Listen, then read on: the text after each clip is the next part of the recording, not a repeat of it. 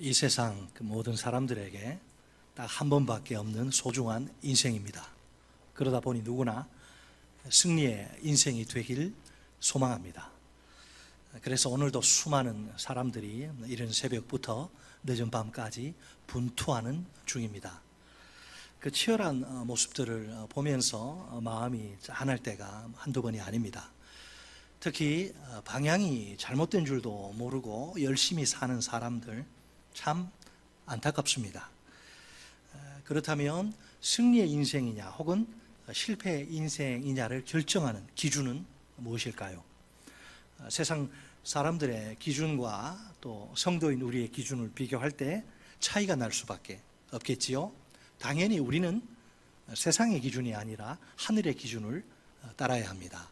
우리 모두 승리의 인생이 되면 정말 좋겠습니다. 히브리서 11장은 10장 19절부터 시작된 권면단락과 연결됩니다. 10장 19절로 39절에서 저자는 독자들에게 권면과 경고를 동시에 제시합니다. 권면은 어떤 내용이죠? 믿는 도리에 소망을 굳게 잡으라는 것입니다. 경고는 뒤로 물러나지 말라는 것입니다. 독자들은 이 권면과 경고를 가슴에 깊이 새기고 끝까지 믿음으로 인내해야 합니다. 그럴 때 비로소 저 영원한 안식에 들어갈 수 있습니다. 뒤이어 11장에서 저자는 구원으로 이끄는 믿음의 본질과 성격을 강조합니다. 그 목적은 믿음의 사람들의 모범을 제공함으로 권면 부분을 보강하기 위해서입니다. 먼저 11장 전체의 도입부인 본문 1절로 2절 말씀을 봅시다. 믿음은 바라는 것들의 실상이요 보이지 않는 것들의 증거니 선진들이 이로써 증거를 얻었느니라. 아멘. 우리가 본문 1절을 정확히 이해하기 위해선 10장 38절을 주목해야 합니다. 38절 나의 의인은 믿음으로 말미암아 살리라. 또한 뒤로 물러가면 내 마음이 그를 기뻐하지 아니하리라 하셨느니라. 아멘. 이것은 하박국 2장 4절의 인용인데 일종의 선포입니다. 본문 1절은 이 선언이 선포가 실제로 구체적인 삶 속에서 어떻게 이루어지는지를 두 가지로 설명합니다. 첫째 설명은 믿음은 바라는 것들의 실상이다 입니다. 바라는 것들은 히브리서에서 다양한 종말론적 개념들로 표현됩니다. 예를 들면 구원, 안식, 기업, 본향 등등입니다. 이 바라는 것들은 구약 시대를 살던 믿음의 사람들에겐 전적으로 미래적입니다. 신약 시대를 사는 독자들에게도 미래적이에요. 이미 성취된 구원의 완성을 내다보는 측면에서 그렇습니다.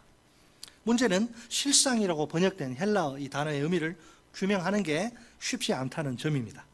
객관적 개념인 실체로 볼 것인지 아니면 주관적 개념인 확신으로 볼 것인지 결정하기가 대단히 어렵습니다.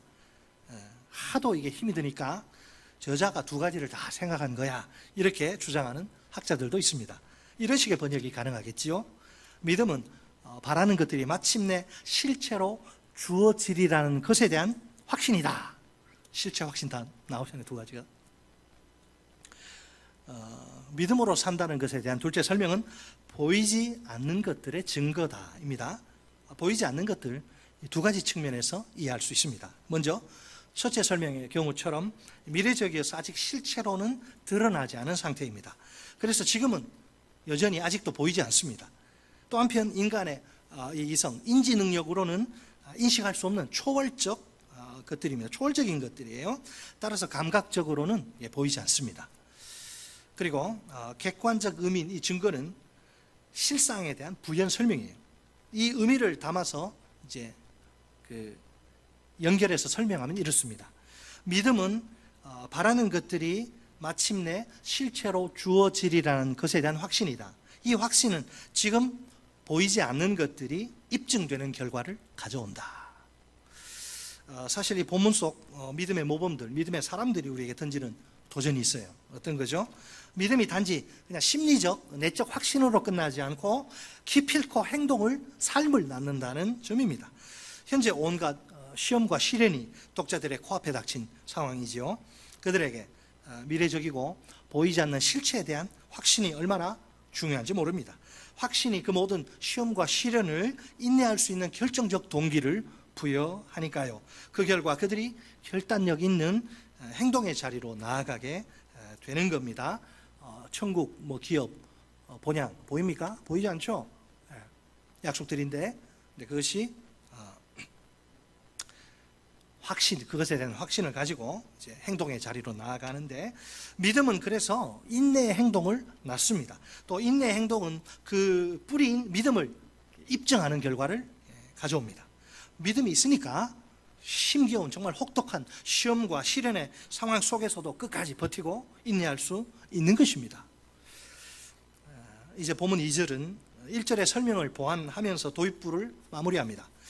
선진들이 이로써 증거를 얻었느니라. 아멘. 성경 구절 끝나면 아멘 잊어버리지 마시고, 선진들이 누구예요? 이제 곧이어 본문에서 제시될 구약시대 믿음의 모범들을 가리키죠.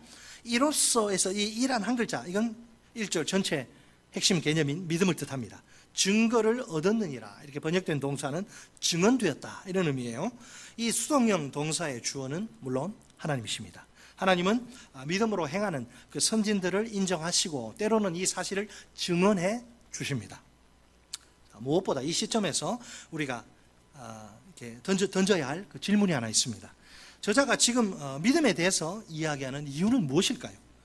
배교와 정반대되는 것이 믿음이기 때문입니다. 저자는 독자들에게 너희가 지금 배교의 유혹 가운데 있으니까 마지막까지 견디도록 각자가 스스로를 의지하고 모든 노력을 기울일 것을 그렇게 촉구하는 게 아닙니다.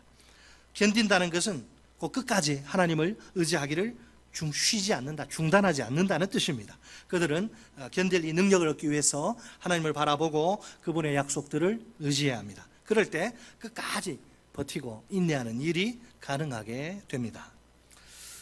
혹시 우리 가운데 믿음의 삶을 이제 그만 중단하고픈 분은 안 계십니까? 애들 용어로는 교회를 하나님을 끊고 싶은 분 안 계세요? 두 어깨에 짊어진 인생의 무게가 지독히 무거워 신앙생활을 하기가 벅찬 것이죠. 아니면 세상의 유혹들이 하도 달콤해서 살랑살랑 유혹들이 하도 달콤해서 지금 이 신앙생활 내려놓고 싶은지도 모릅니다. 화려한 세상이 막 손짓하며 살랑살랑 꼬리를 치는데 거기에 행복이 있을 것 같아요. 반면에 신앙생활은 별다른 유익이 없어 보입니다. 속된 말로 돈이 안 되는 것처럼 자기에게 느껴져요. 누구나 단 한 번만 사는 세상, 신앙생활 하면서 아등바등 그렇게 굳이 힘들게 살 필요가 있을까요? 자기가 하고 싶은 일 마음껏 하면서 훨씬 자유롭고 편하게 구속받지 않고 살면 좋을 것 같습니다. 또 이런 경우는 없을까요? 다들 하나님이 살아계시다고 하는데 이 말이 전혀 마음에 와 닿지를 않습니다. 목장에서 다들 기도 응답을 이야기하고 하나님 만난 체험을 이야기하고 간증을 하는데 저기는 할 게 없어요. 목장 모임에 말할 게 없어요. 성경도 읽고 기도도 하고 예배도 참석하는데 도통 하나님을 만나질 못합니다. 도대체 언제까지 이런 식으로 신앙생활 아닌 신앙생활을 해야 할까요? 교회에 나와도 답답하기만 할 뿐 도무지 답이 보이질 않습니다. 아무리 생각해봐도 이건 아니지 않을까요? 차라리 다 포기하고 하나님을, 교회를 떠나는 게 속이 편할 것 같습니다. 괜히 귀한 시간 낭비하면서까지 아닌 척하며 살 필요는 없으니까요. 어떻게 생각하십니까? 사실을 말하자면 우리에게 믿음이 정말 절실히 필요한 순간입니다. 우리가 힘들고 어려울수록 더욱더 바라는 것들에 대한 확신을 보여야 합니다. 현재 삶 속에서 버티고 인내하며 말입니다. 이 확신은 보이지 않는 것들이 틀림없이 입증되는 결과를 가져올 것입니다. 물론 확신의 대상인 하나님의 약속, 이건 지금은 우리 손에 잡히지 않습니다. 어떤 때는 이게 긴가 민가 뜬구름 잡는 것 같고 의심이 들 수도 있습니다. 그러나 하나님의 모든 약속은 반드시 실체로 주어지게 되어 있습니다. 나타나게 되어 있습니다. 우리가 믿는 것은 사막의 신기루와 같이 그냥 허상이 아니에요. 너무나 분명히 그리고 확실히 존재하는 실체입니다. 과연 그 히브리서의 저자가 말하는 믿음이란 무엇일까요? 비록 하나님의 약속들이 우리 눈에는 불가능하게 보인다 할지라도 인내하면서 그 약속들을 계속 끝까지 죽을 때까지 의지하는 것입니다. 그러면 마침내 그 약속들이 성취되고야 말 것입니다. 다음으로 본문 3절로 11절은 이제 믿음으로라는 표현이 계속 반복적으로 등장하지요. 본문이 믿음의 모범으로 제시하는 구약의 인물들 총 5명입니다. 누구죠? 아벨과 에녹과 노아와 아브라함과 사라입니다. 아브라함과 사라는 한 세트죠. 커플. 자, 다 살펴볼 수는 없고요. 네. 우선 본문 4절은 그 첫 번째 믿음의 모범으로 아벨을 소개합니다. 저자는 아벨이 가인보다 둘 다 똑같이 제물을 드렸는데 가인보다 아벨이 더 나은 제물을 드렸다 이렇게 말합니다. 창세기는 하나님이 왜 아벨의 제물은 받으시지만 가인의 제물은 받지 않으시는지 이유를 밝히지 않습니다. 그 하나님의 자유예요. 하나님은 예배라고 다 받는 게 아니라 안 받을 수도 있어요. 누구의 예배는 받고 누구의 예배는 안 받아요. 그거 가지고 뭐라고 할 수 없어요. 하나님이 절대 주권자니까 우리 편에서 문제를 찾아야지. 하나님 편에는 아무 문제가 없어요. 하지만 히브리서의 저자는 그 이유를 그 인간 편에서 보는데 그 이유가 믿음이 있느냐 없느냐에 달린 거라 말합니다. 믿음으로 제물을 드린 아벨 하나님이 기뻐 받으시고 하나님으로부터 너는 의롭다 이렇게 인정을 받습니다. 그러니까 아벨은 본문 2절에서 언급된 이 사실을 예증하는 최초의 인물입니다. 선진들이 이로써 증거를 얻었느니라 이 사실이 최초로 아벨에게서 성취된 셈이지요. 이해가 되십니까? 계속해서 본문 5절 두 번째 믿음의 모범 에녹을 제시합니다. 원래 아담의 계보에 많은 사람들이 소개되는데 그 모든 사람들 그 인생이 죽음으로 다 죽습니다. 그러나 오직 에녹만 지금 예외입니다. 에녹만 예외예요. 창세기 5장 24절은 에녹의 인생 스토리를 이렇게 결론 짓습니다. 에녹이 하나님과 동행하더니 하나님이 그를 데려가심으로 세상에 있지 아니하였더라. 아멘. 히브리서의 저자는 이 창세기 언급 중에서 먼저 후반부를 다시 기술합니다. 어떻게 해요? 믿음으로 에녹은 죽음을 보지 않고 옮겨졌으니 하나님이 그를 옮기심으로 다시 보이지 아니하였느니라. 아멘. 자, 하나님이 에녹을 데려가셨대요. 그 진술을 히브리서 저자가 어떻게 받아들입니까? 에녹이 죽음을 경험하지 않았구나 그런 의미로 받아들입니다. 더욱이 저자는 믿음으로를 첨가하죠. 하나님이 에녹을 데려가셨는데 왜 데려갔을까? 그의 믿음 때문에 데려갔다 이거죠. 히브리서의 저자는 이제 곧이어서 창세기의 진술 중 남아있는 전반부를 다시 이렇게 기술합니다.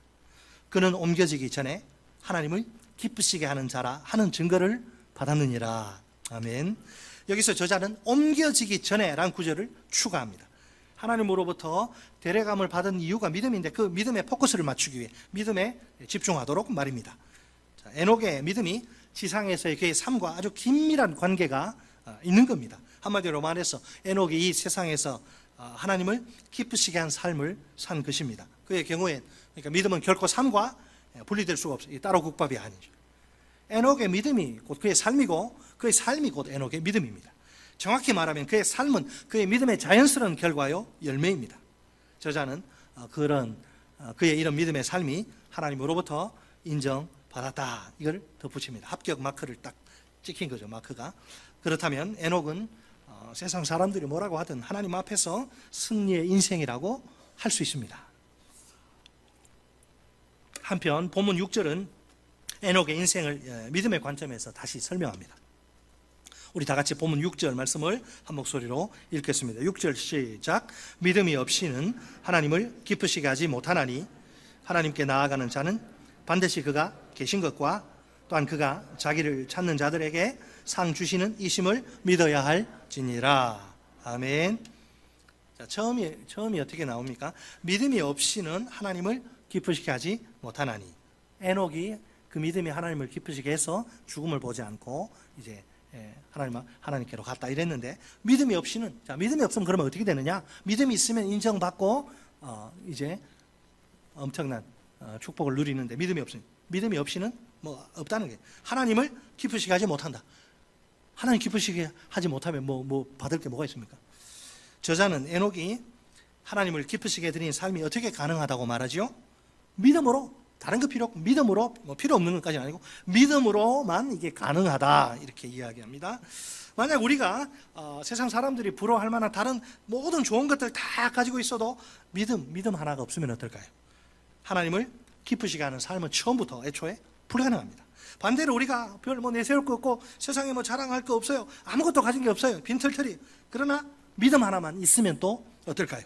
하나님을 기쁘시게 하는 삶이 얼마든지 충분히 가능합니다. 그 이야기죠. 쉽게 말하면 우리도 에녹처럼 믿음과 삶이 이렇게 하나로 연결되면 좋겠습니다. 믿음이 하나님을 기쁘시게 하는 삶이란 아름다운 열매를 맺으면 참 좋겠습니다. 그럴 때 하나님이 엄지척 하시면서 우리 믿음의 삶을 인정하시고 합격 마크를 여기다가 딱 찍어 주실 겁니다. 드디어 우리가 승리의 인생으로, 세상에서 어떤 삶을 살았든 우리가 승리의 인생으로 우뚝 서는 겁니다. 어떤 경우에라도 믿음 따로 삶 따로는 우리에게 절대 금물입니다. 다음으로 저자는, 이게 이제 없이는 못한다, 이게 부정적인 진술이죠. 다음으로 저자는 이 믿음의 원리를 이제 좀 더 긍정적인 그런 차원에서 다시 또 설명합니다. 뭐라고 되어 있어요? 그 뒤에 보니까 하나님께 나아가는 자는 반드시 그가 계신 것과 또한 그가 자기를 찾는 자들에게 상 주시는 이심을 믿어야 할지니라. 아멘. 여러분, 히브리서에서 하나님께 나아간다, 이건 굉장히 중요한 테마입니다. 굉장히 중요한 이게 주제예요. 솔직히 하나님께 나아가는 거, 우리에게 엄청난 특권이 아닐 수 없습니다. 그 증거가 7장 25절 말씀이에요. 그러므로 자기를 힘입어 하나님께 나아가는 자들을 온전히 구원하실 수 있으니 이는 그가 항상 살아계셔서 그들을 위하여 간구하심이라. 아멘. 놀라운 특권, 하나님께 구원받고, 그죠? 왜? 하나님이 그들을 위해서 친히 중보자로 간구하시기 때문에. 우리 예수님이 이 놀라운 특권이 어떻게 우리에게 주어져요? 그리스도의 그 자기 목숨을, 자기 피를 뿌려서 그렇게 비참하게 죽으시죠. 하나님의 어린 양으로, 제물로 그리스도의 그 대제사장 사역으로 하나님의 백성에게, 우리에게 주어집니다. 그렇지만 이 특권을 누리기 위해선 한 가지 조건이 있습니다. 교회만 나온다고 되는 게 아니고 그 조건은 바로 믿음이에요. 믿음이 있어야 이 특권을 누릴 수가 있어요. 자, 믿음은 결국 두 가지 요소를 수반하죠. 믿음이 뭐냐 했을 때는, 첫째, 하나님이 계시다는 거, 하나님이 과거에도 지금도 미래에도 하나님이 살아계시다는 거, 그분의 존재를 확신하는 것입니다. 그게 믿음의 한 요소. 또 한 요소는 하나님이 자신을 찾는 자들에게 빈손으로 그들 돌려보내지 않고 그들 손에 보상하시는 분이심을 확신하는 것입니다. 믿습니까? 하나님께 나아갈 때 아무런 기대가 없다, 그러면 안 되겠죠. 우리 믿음, 내 형편이, 상황이 어떤지 간에 하나님은 과거에도 살아계셨고 지금 이 순간도 분명히 살아계시고 앞으로도 살아계실 것이고 앞으로도 내 삶을 이끄실 것이다, 그걸 믿는 것. 그리고 하나님께 나아가면 뭔가 좋은 일이 생긴다, 하나님이 보상하시는 분이기 때문에 그거죠. 원래 여러분, 믿음이란 추상적인 이런 신념이 아니고 관계적이고도 실제적인 개념입니다. 하나님이 철저히 인격적인 분으로서 전적인 신뢰의 대상이심을 확신하는 거예요. 이게 절벽입니다. 내가 이거 뛰어내려야 되는데 뛰어내리면 죽지 않을까? 뛰어내리면 어떡하지? 누가 날 받쳐줄까? 그게 아니고 하나님이 저 밑에 계시는구나, 믿음으로 뛰어내리면 받아주시겠지. 전적 의탁, 전적 의존, 그게 믿음입니다. 양다리 걸치는 건 믿음이 아니고요. 그러면 자, 질문, 또 이런 질문이 가능하죠. 누가 하나님께 나아갈 수 있습니까? 하나님의 존재를 확신하는 사람이 그렇게 할 수 있습니다. 그렇죠? 만약 누군가가 하나님께 나아가고 하나님을 의지하고 막 찾아도 자기에게 아무런 유익이 없다, 그러면 어떨까요? 하나님께 대한 믿음은 그에게 존재할 수 없겠지요. 뭐라 나갑니까? 하나님 앞에 나아가도 아무것도 없는데 안 나가죠. 믿음이 생길 수가 없습니다. 앞서 여러분 10장 35절은 독자들에게 이미 하나님의 큰 보상을 이렇게 약속한 적이 있습니다. 그러므로 너희 담대함을 버리지 말라, 이것이 큰 상을 얻게 하느니라. 아멘. 얻게 하느니라. 누가 주셔요? 하나님이 주시니까 너희가 얻는 거다, 받는 거죠. 사실은 우리가 하나님 앞에 나아가는 거 이 자체가 이루 말할 수 없이 큰 보상입니다. 이미 우리가 이 어마어마한 보상을 누리고 있는 셈이죠. 뭐예요, 여러분? 영적인 유익이라고나 할까요? 히브리서의 본문으로 말씀으로 이야기하면 긍휼하심과 때를 따라 돕는 은혜, 이게 가장 중요하죠. 하나님의 자녀로서 이 세상에서 누릴 수 있는 큰 특권이 분명합니다. 우리는 언제나 그리스도의 십자가의 그 보혈을 의지해서, 예수의 생명을 의지해서 은혜의 보좌 앞에 담대히 나아갈 수 있습니다. 그러면 하나님이 저리 가라, 너는 죄가 많아가지고 지은 죄가 많아, 너 안 되겠다, 가라, 다른 데 가봐라, 그거 아니고 우리가 은혜의 보좌 앞에 나아가면 하나님이 우리를 받으시고 우리에게 긍휼하심과 때를 따라 돕는 은혜를 베풀어 주십니다. 따라서 아무리 심각한 인생의 문제가 있어도, 너 세상이 포기하고 자기도 포기하고 아무리 심각한 인생의 문제가 있더라도 우리는 주님 앞에 믿음으로 나아갈 수만 있다고 한다면 넉넉히 승리할 수 있습니다. 참으로 감사하게도 이게 얼마나 좋은지 몰라요. 내 눈물, 내 형편 다 아시잖아요. 나를 가장 아시기 때문에 하나님 기다리고 하나님이 도와주고 싶은데 안 나가. 나가야지. 주님께 믿음으로 나아가면 주님이 반드시 도와주실 줄 믿습니다.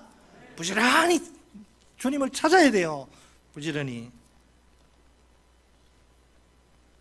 여러분, 감사하게도 이 보상이 전부가 아니에요. 마지막 때에 이제 주님이 구름 타시고 오시는데, 각연적 재림, 모든 사람이 볼 수 있도록 주님이 오신다 그랬는데, 마지막 때 우리 주님 오실 때에 이제 우리 어떤 보상을 주시냐, 이 물질적이거나 지상적인 그런 것이 아니고 천상적이고 영구한 재산, 곧 궁극적 구원, 하늘의 기업이 큰 보상으로 주어질 것입니다. 하나님께 나아가는 자는 그분이 이처럼 넘치도록 풍성히 보상하시는 분이심을 확실히 믿어야 합니다. 솔직히 말해서 아무 자격 없는 이 벌레만도 못한 죄인들에게 베푸시는 지나친 축복, 과분한 분에 넘치는, 받을 자격이 없는데 웬 은혜요, 웬 사랑이지.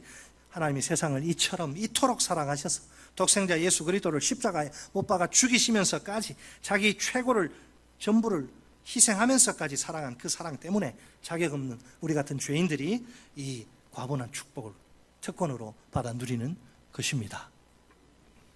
자, 끝으로 저자는 보면서 8절로 12절에서 아브라함과 사라를, 이 커플, 이 한 쌍을, 참 너무나 아름다운 부부예요. 거짓말 했는데 사라가 참 마음이 넓은 것 같아요. 아브라함이 좀 사고를 쳐도, 사고 치는 소리가 아닙니다. 아브라함과 사라를 이렇게 소개를 하는데, 먼저 아브라함의 경우엔 이 두 가지 약속에 대한 믿음이 보이죠. 땅에 대한 약속, 또 하나는 자손에 대한 약속. 가장 중요한 거죠, 그 당시 사람들에게. 본문 8절에 따르면 아브라함의 믿음이 어떻게 드러납니까? 하나님의 부르심을 받을 때 그가 보이는 반응을 통해서 드러납니다. 그렇죠? 그가 그 부르심 앞에서 순종하여, 무조건 떠나라 그러거든요. 순종해서 자신의 삶의 터전 기반인 하란을 떠나 나아간 것입니다. 어른이 가라 그러니까 그냥 간 거예요. 덮어놓고 정든 고향과 친척과 아버지 집을 떠나서 생판 가본 적도 없는 낯선 곳으로 가는 게 이게 어디 쉬운 일일까요? 여러분, 인간의 본성은요, 불편한 걸 못 참아요. 힘든 거 싫어합니다. 편한 걸 추구하고, 쉬운 걸 추구해요, 인간에. 그러니까 갑자기 그냥 뚱딴지 같이 너 그냥 이 정든 터전을 떠나서 가라. 인간의 본성과 역행하는 일, 본성 생각하면 할 수 없는 일. 그래도 아브라함은 순종의 행동으로 나아갑니다. Yes, sir! 하면서 바로 그냥. 여기 여러분 강조점이 하나 있어요. 강조점이 뭐냐? 부르심을 받을 때 이게 현재형 분사인데, 이게 뭔 말이냐면 즉각적인 순종을 강조하는 표현입니다. 조금만 시간이 좀 필요합니다. 저 좀 기도해 볼게요. 우리 보통 결정 내리기 어려우면 좀 시간 기도해 본다 그러잖아요. 그거 아니에요. 이거는 그냥 즉각. 아브라함의 이런 단순하고도 무조건적인 순종은 하나님이 인정하실 정도입니다. 그래서 믿음의 조상이란 영예로운 타이틀을 얻지요. 게다가 아브라함의 믿음에는 미래적 특징도 있어요.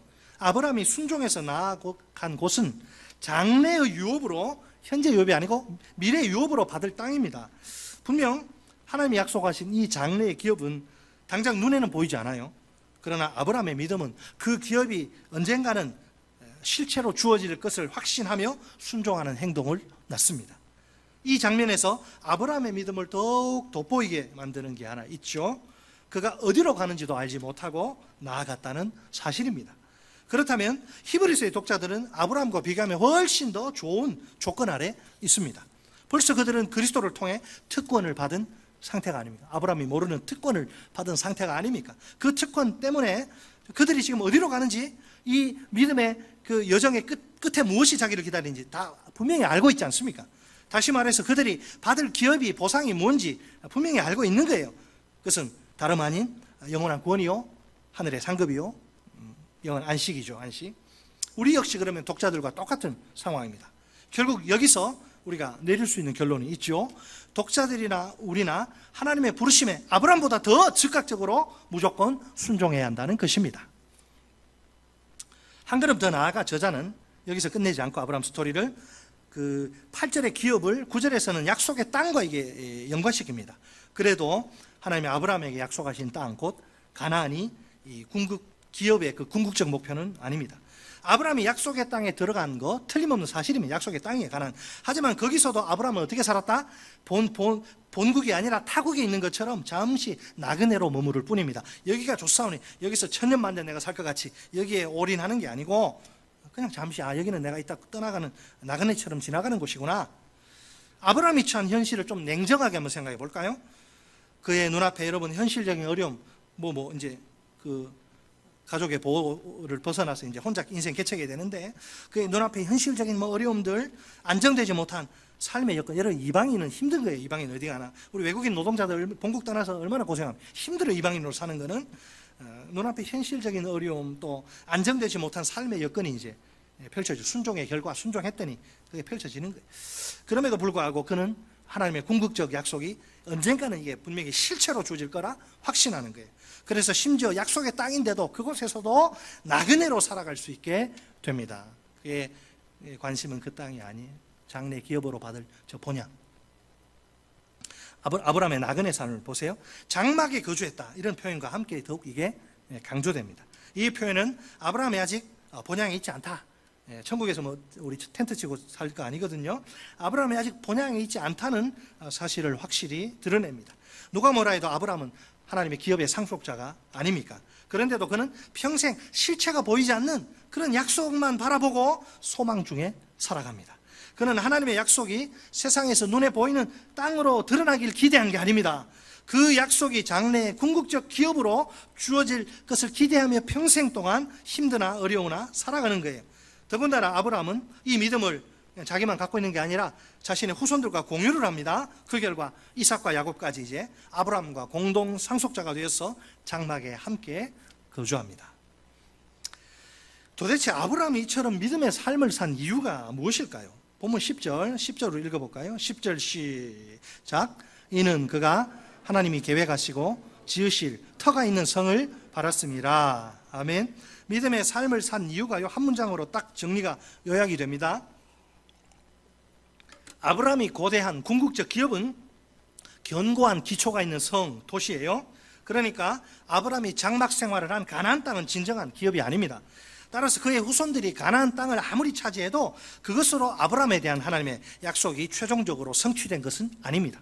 아브라함의 소망은 이 세상이 아니라, 일시적인 잠시 지나가는 이 세상이 아니라 본향, 곧 저 영원한 하늘의 기업입니다. 자, 이 시간 우리 자신을 정직하게 한번 돌아봅시다. 오늘 내 믿음은 어떻습니까? 우리 믿음의 조상들과 비교해서 아브라함의 믿음처럼 소망에 기초한 순종으로 표현됩니까? 구체적인 삶의 현장에서, 직장에서, 가정에서, 직장에서, 삶의 터전에서 내 믿음은 어떤 모습으로 나타납니까?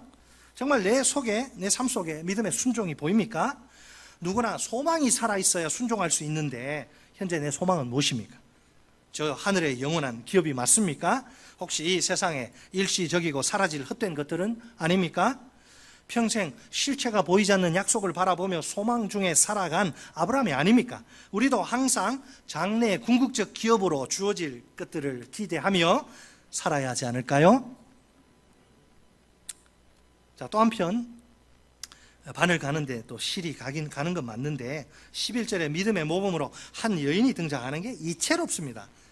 그녀의 이름은 사라인데 우리가 알듯이 이 사라는 이 반열에 좀 들기가 어려운 여자입니다. 왜? 우리 하나님과 실랑이를 막 벌이잖아요. 사라는 하나님의 약속을 비웃던 여인. 하나님이 그 자손에 대한 약속을 이야기해도 뒤에서 아이고 하나님이 농을 하시나 나한테 피식 웃잖아요. 하나님이 너 어른이 말씀하시는데 그 뭐냐? 네 태도가 불량하고 나 안 웃었는데 웃었잖아. 안 웃었어요. 웃었어. 18장 이런 내용이 나와요. 믿음 없는 거예요. 믿음 없는 여자. 아니 어떻게 이처럼 믿음 없는 사라가 믿음의 모범으로 등장할 수 있을까요? 이상하지 않습니까? 하나님이 아브라함에게 자녀를 약속하실 때에 사라에게 그 마음에 의심이 가득합니다. 그러나 사라는 마침내 믿음으로 늙은 나이에도 불구하고 아들을 낳습니다. 그래서 히브리서 저자는 사라를 믿음의 모범으로 제시합니다. 자, 그렇다면 어떻게 해석할 수 있느냐? 창세기 18장의 그 한 사건만이 아니라 사라의 인생 전체를 이제 생각하면서 이렇게 지금 믿음의 모범으로 제시한 게 틀림없어요. 그는 사라의 믿음의 내용을 11절 하반절에서 좀 더 분명히 설명합니다. 11절 하반절에 사라의 믿음 어떻게 돼요? 보니까 이는 약속하신 이를 미쁘신 줄 알았습니다. 아멘. 자, 뭔 말이에요? 사라의 믿음이 가진 특징은 무엇입니까?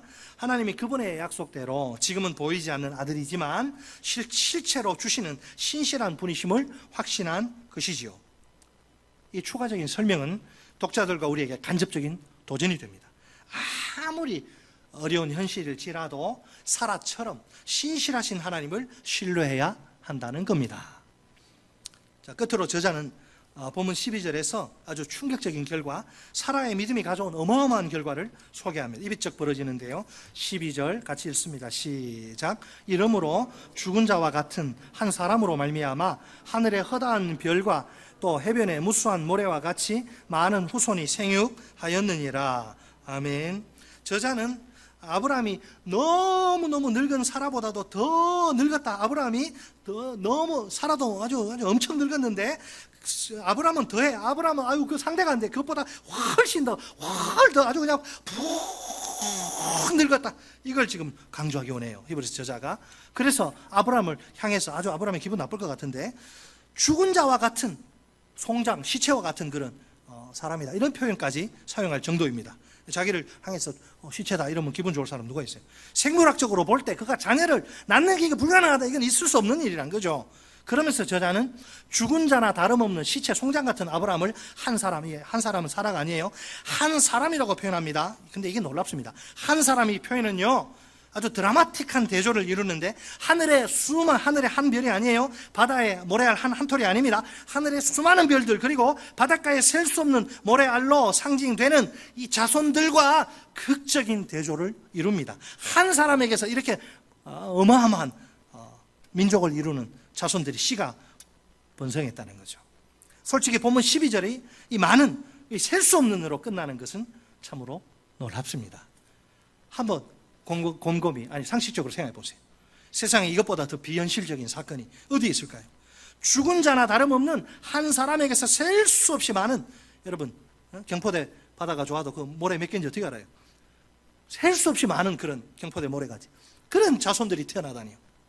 그 어느 누구도 감히 상상조차 할 수 없는 일입니다. 영화, 미국의 저 마블 영화 대도 안 하면 말도 안 되는 사건들이 나잖아요. 영화 무슨 소설 속에서는 가능할지 몰라도 현실 세계에서는 이게 있을 수 없는 기적이 미라클이 기적.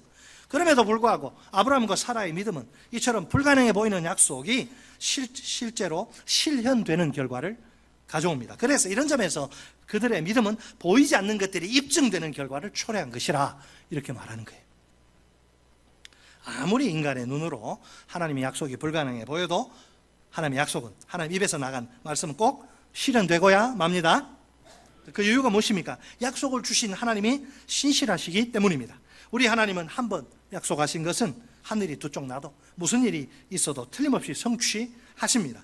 인간의 눈에나 불가능이지 하나님께 불가능은 애초에 처음부터 존재하지 않습니다. 우리가 신실하신 하나님의 약속을 믿고 순종하면 역사가 일어납니다.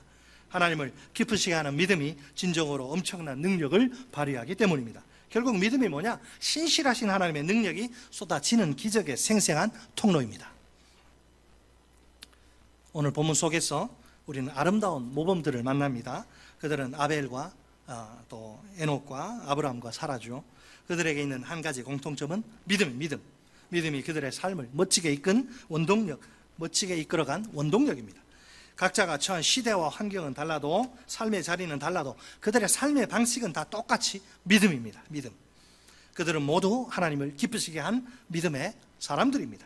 믿음이 삶 속에서 하늘의 능력을 불러 일으킨 것이지요. 결국 그들은 믿음으로 하나님께 인정을 받습니다. 그들이야말로 누가 뭐라 해도 승리의 인생들입니다. 아벨이 형의 손에 의해 죽지 않습니까? 실패 인생입니까? 아니죠.